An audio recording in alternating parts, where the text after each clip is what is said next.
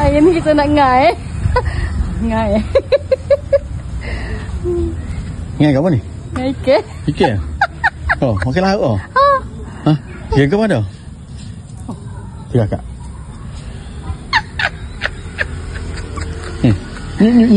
Nyuk kena nyuk ah. Nyuk ah.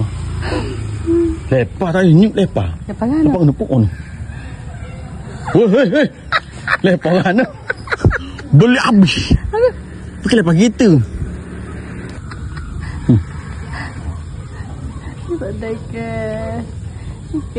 Ikan. Makan laupe.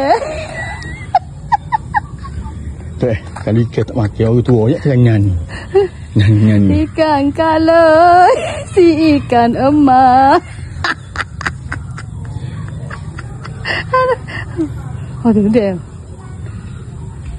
Sama ambil bola tak ada ikan. Oh, orang nak tengah kayu. Dia tak mau. Tak kena tengah kayu tu. Tu apa tu? Sulu. Oh, sambung. Sambung kan? Oh. Dia sambung sini. Nyanyi dah ni tak boleh hugut. Nyanyi dah ni tak boleh hugut ikan. Ada ikan apa? Dia nyanyi ikan kalun ni tak boleh. Mana kita hugut ke baru ngai ni. Dia nyanyi ikan kalun tak boleh hugut. Lah. Dia kena nyanyi. Oh, jauh sikit. Lagu tu. Marah ikan aku pun tak ni. Yo. Dia kalau payah-payah tu saya buka. Hai gerak dia ikan lalu ya. Abang beres kan tak boleh ikan tak berjaya hugut. Tak berjaya. Tak boleh lalu. Tak berjaya. Deh.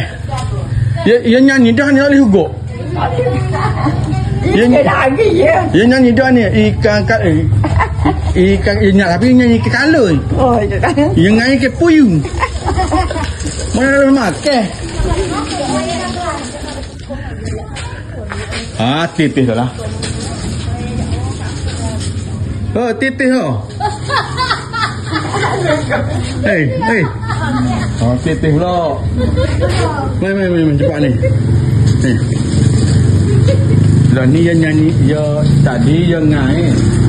Dia nyanyi ke kalung tapi nyanyi ke puyuh. Tapi nyanyi ke kalung. Dia makan kan? Ha? Aduh. Ngana? Siapa je tak bagi?